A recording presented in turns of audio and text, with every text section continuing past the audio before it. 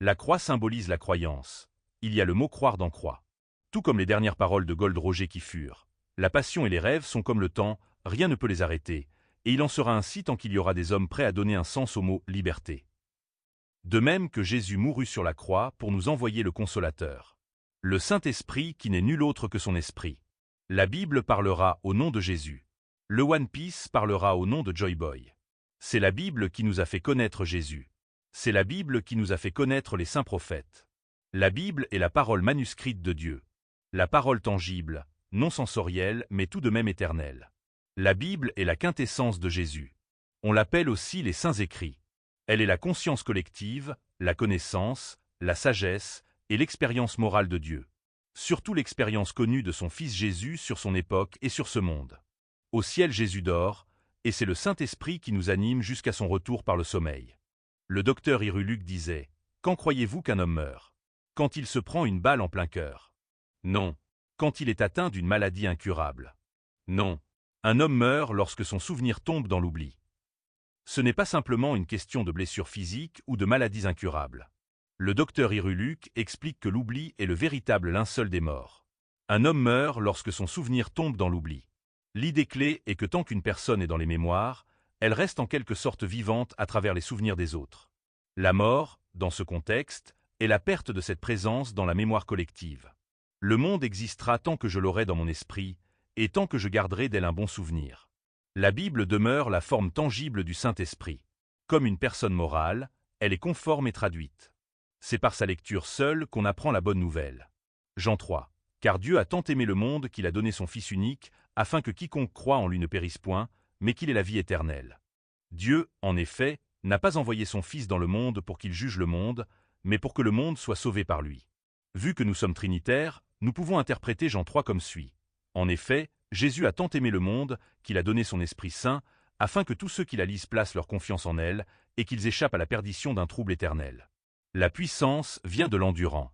C'est le cœur, le corps et le courage qui font l'endurance, et non la vertu. La morale n'a rien à faire là-dedans, mais la ténacité de celui qui est coriace. Les fidèles du Christ ont aussi enduré.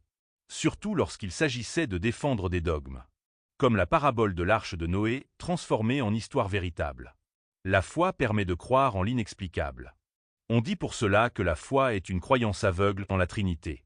Lorsque Goldie Roger a été conduit à Locktown pour y être exécuté, énormément de gens étaient présents. Les gens du monde entier étaient heureux d'apprendre l'exécution du seigneur des pirates, pensant que la paix allait enfin revenir. Selon le colonel Smoker, il faisait chaud et humide ce jour-là. Le gouvernement mondial espérait que cette exécution mette fin à la piraterie. Alors que les yeux étaient braqués sur l'exécution, un homme de la foule demanda à Roger ce qu'il a fait de son fameux trésor qu'il aurait amassé durant son voyage sur Grand Line. Le roi des pirates sourit et cria ces derniers mots. « Mon trésor? Je vous le laisse si vous voulez. Trouvez-le. Je l'ai laissé quelque part dans ce monde. » En fin de compte, cette exécution fut un échec total pour le gouvernement mondial, car elle a eu l'effet inverse de ce qu'il souhaitait. Et pour finir en épilogue, l'histoire commence ainsi en disant « Fortune, gloire et pouvoir ». Gold Roger avait amassé toutes les richesses du monde et alors qu'il marchait vers sa propre mort, il avait tout d'un roi fier et digne. C'est une histoire qui fait le parallèle avec la marche du Christ sur le chemin de la croix où il sera exécuté. Matthieu 27. Arrivé au lieu nommé Golgotha, ce qui signifie lieu du crâne, ils lui donnèrent à boire du vin mêlé de fiel. Mais, quand il l'eut goûté, il ne voulut pas boire. Après l'avoir crucifié, ils se partagèrent ses vêtements en tirant au sort, afin que s'accomplisse ce qui avait été annoncé par le prophète. Ils se sont partagés mes vêtements, et ils ont tiré au sort ma tunique. Puis ils s'assirent et le gardèrent. Pour indiquer le sujet de sa condamnation, on écrivit au-dessus de sa tête « Celui-ci est Jésus, le roi des Juifs ». Avec lui furent crucifiés 2 brigands, l'un à sa droite et l'autre à sa gauche. Les passants l'injuriaient et secouaient la tête en disant « Toi qui détruis le temple et qui le rebâtis en 3 jours, sauve-toi toi-même. Si tu es le Fils de Dieu, descends de la croix. » Les principaux sacrificateurs, avec les scribes et les anciens, se moquaient aussi de lui et disaient « Il a sauvé les autres et il ne peut se sauver lui-même. S'il est roi d'Israël, qu'il descende de la croix, et nous croirons en lui. Il s'est confié en Dieu, que Dieu le délivre maintenant, s'il l'aime. Car il a dit « Je suis fils de Dieu ». Les brigands, crucifiés avec lui, l'insultaient de la même manière. Depuis la 6e heure jusqu'à la 9e, il y eut des ténèbres sur toute la terre. Et vers la 9e heure, Jésus s'écria d'une voix forte, « Élie, Élie, lama sabachthani ?» c'est-à-dire, « mon Dieu, pourquoi m'as-tu abandonné ?»